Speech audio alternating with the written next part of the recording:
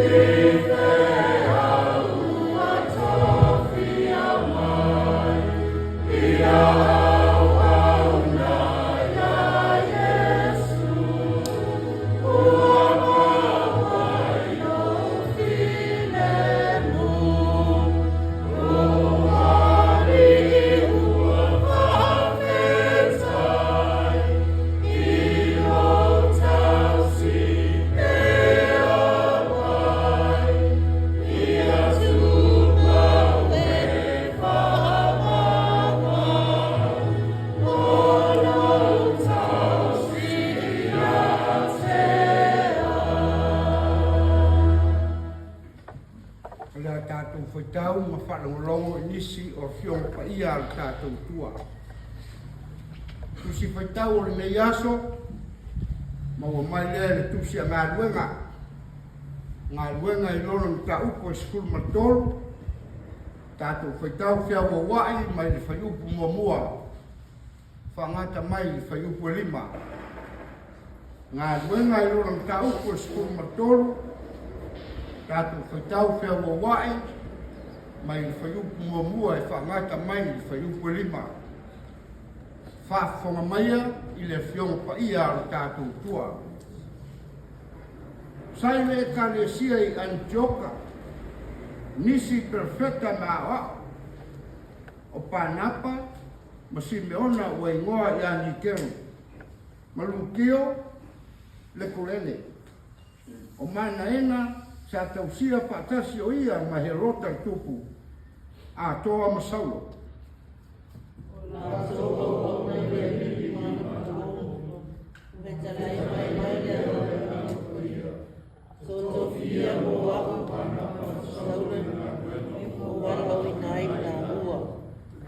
Ona ana kupongi lea o la tau matakalo ma whae o la tuwina I a te la ua. Ona tuwina atu lea o la ua e o. Lele, au ina nei tangata I le anga pakia. Ona o lea la ua I sepseia. Ona o atu na lea lea. Koitau? Wai sa mina. Ona la ua kola lea lea lea lea.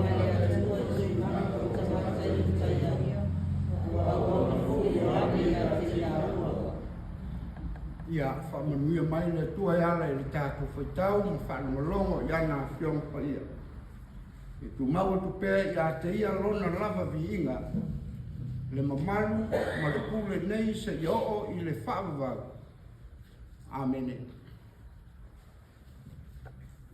O le launga I le suafa o le atua le tamaa, le alo, ma le angang pa ia. E maua le matua o le launga I le tusi sa whaitawina, ngā luenga I lolo mta upu e sipulu matolu. Au a filifilia le whaiupu e lua, ma le whaiupu e tolu. E whai mā tātou matua e whapea. O lātou au auna I le alii ma ana pupongi. O na whetalai mai lea o le nganga pa ia. To tofi ia mo au. O Panapa masauro I ngā luenga ua o wala unai I la ua. O na ana pupongi lea I la tau matatalo. Ma whae o la tau lima I a te la ua. O na tuwina atu lea I la ua e o. O le tātou matua umili na. O le manatu au tua tu sai ma le whaasinonga le tusi paitawasa le kalesia. Au wina e le ngāng pa ia ma le kalesia. Au wina e le ngāng pa ia ma le kalesia. O le kalesia I Antioka. E tu sai ma whaamaunga. O le uruai e kalesia le nei na tātou mawai le lotu Kirisiano. Christian Church. O lona winga. O I la kou ia o talitonu I le atua le tamā. Le alo. Ma le ngang pa ia. Wala kou li liu ese mai tuina naunga o leolanga. O le kalesia I Antioka. E tumu I perfeta. Ma wao. Sa lotu ai foi le tupo herota. Whanei le tala le tuspa ia e peo le tātou whaitawina. A o lātou tāpua I atu le tua. Ai wheta lai mai le ngāna pa ia. Ia to tofi mo au. Panapa masau. Wasuia nei I a Paulo. E au ina atu mo le ngā luenga. O le fisili. Ai se a Panapa mpau. Sa ta tau na tofia ni perfecta. Po nisi fo I o a. Ia po he rota fo. O la to olo umia tofi maulunga. Ai fai mai nganga pa ia. Tofi Panapa. ai sea. O panapa. Ele ngata o lea wao.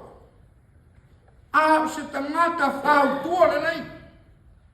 O le winga lea lo nei ngoa. E puna mai a taia whau tuanga le nei. Na ke a o atu tangata ia o lato walo lopa. I o lato uso a tangata. Na ke a o atu ia o lato walo lopa i o lato puaoi. Ma ia maua le whalawhani. O le tangata o le wā. E fia tausi le file mu. Na te awa watu i tangata, ia ola file mu tangata uma. Le te oa fitalai Jesu. Amu ia e whatupuina le file mu. A wae ta ua i la tohu a tali i o le tua. Ai le ngata ia. Whamai le nganga pa ia. To tofi ma Paulo. Tofi Paulo i ngā renga. O Paulo. O le taitai au e ese le toa o rona loto. O ia o le taitai au na te leo le wina malo. Leo le wina nu. E leo le wina ainga. Ina ne iosu fai mai satani. Samoai. O le a sau sila i lo tātou si o manga. A fai watu tupu ni versinga. A fai watu tupu ni vai inga, ni vai inga. Le ai se no puri lei. Ona tātou i loa lea. Ua le ai Paulo ma pānapa. O lona wina, ua mau atu. Ua noa ma le tua ma lona ngang pa ia. O le tala le tusi, e le o le fita. Po o le malosi. A o le nganga o le tua, tātou te maua ai le nofu whaalwhani. Lo watu nu upele. O a tofi o tātou ngāru ue ai, ia mana tua le nei. E le o tātou ni pule. A o tātou o tāwini, po o awauna. O tofi, wa au mai e le nganga paia, ma tofi ai tātou e le nganga paia. Tātou te ngāru ue ai. O tofi tātou te au ai, ma tau tua ai. Ma le whamaoni. Fitalai Jesu, le au na le ie. Ma le whamaoni ulu whare mai ai le fia o lauri. Wa tomu whare sai tangata lolotu. O e wa ala langa la kou te loa le tua. Whapeio le tumu tomu le kalesia i Antioka. I tangata pupoto, maata mamai. Ai na feli mai tai. Fai mai le nganga pa ia. To tofi ia mo au. Paulo ma panapa. Ila ngā ruenga ua ubala winai. O ta ngaka moni o le tua. O ta ngaka iei le tua whama mao ma le whao tanga na loto. E wha pali. E loa le vā pēr wai. Ai fusia i le wha maoni i o la tofi. Ta moai. A o vea i tātou ma taitai. A ni fua o ali ali mai i lau taitaina. O atangi ai file mua le tua. Po le whawe vestia satani. Aua ni ngalo a ia mana tua pēr. O le tala ale tusi. O le mea e te lulu. E te toe se. Tātou lulu se mea lelei. O tofi wa mai le ngana pa ia ya tatou. Na to tofi mai le ngana pa ia o le tua. O lea tatou te muli ta iai, ta ina le ngana pa ia o le tua. Ona manuia lea. E pei ona manuia le ngā pānapa mpaulo. I lo la bāna huina. Na to tofi le ngana pa ia. Ta la fa moe le tua. A wasa sa bali le taina le ngana pa ia o le tua. Leisi mea le kalisia i Antioka. O se lotu e malosi le talo. A tonu pe tasi lea. O tau loto le whengalenga mo tatu i kalisia. Mana tua le fono talo. O le mātou whaiwhi au. O la nai a lea tau loto i aso uma. I vai aso uma. I le kalisia. Mana tua le fono talo. Praying together is so powerful.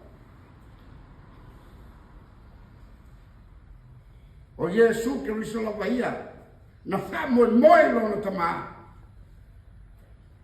Na ia manu malo ai. Pua ngāmu whai tāka. Pianga iai meia. Na o lava i sa taro. Ona le neanga o loto o tangata. Peta. Na ia to e soifua mai le oti maripunga mau. O le tātou manu malo whatasi fo i lea maia. Na ua ia au maia le whataita inga tātou te muri mausi ustai whaturunga a lea ngānga pai. Amen. O lea tātou wifo ma tālo i le tua.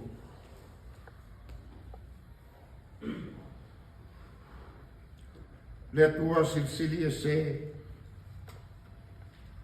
O le tua o le alofa ma le alofa mutu vale.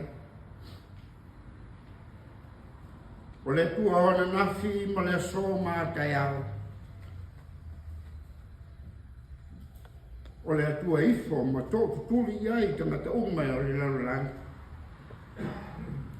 O mātou unu no wāku ia nanga o whaakai ni tai au o mātou tua. O wasa mātou mungoi le pōna pōsa ngaro ia i mātou lau fio. Pe tai wai whakangu mai e whaala i mātou ni tai a pō. Mātou whaakai suru mai o lo rai whamanu i mātou lau lani o mātou no noko ai. Aro whai runga lea lo pa ia. Lo mamanu ma lo sisi esa. Whaakai o lo manuia lo watu nuku o Samoa, a maka mai la mai yulu ma tāka, se i oro lava i a mātu whanau.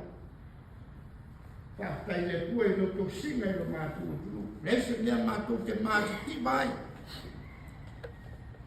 Whaftai lo te mau ainga whasoso mai lo mātu o tua.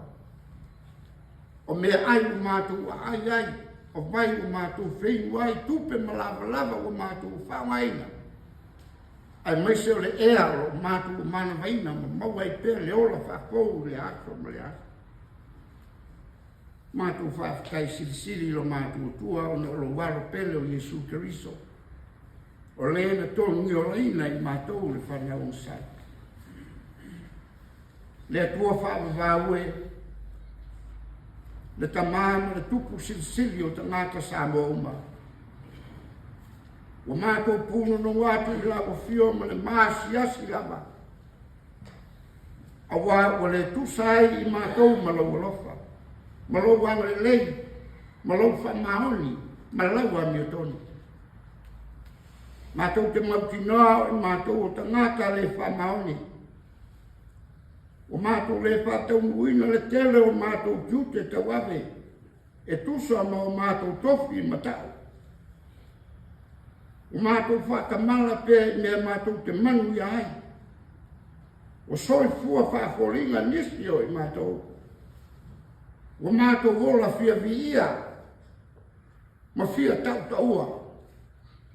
O mātou ngā lulue ma whaitau ti ngā. O mātou tau tua ma au au na whaavai vai. o tau ngalo ia mātou o Samoa na whaapai le tua. O le atu nuu waola mō Keriso. O tau ngalo ia mātou le uwhenga luenga. A o lawa fio e anga le ngai luenga. Alofa mai le li ie, whaafonga mai le fonga alo watu nuu nei. Alofa mai ma fisoa swani ma fua i le nganga. Mātou te mālo losi ai aua le whaavai vai. Whaamamama, whaamangalo mai le mātou i fonga.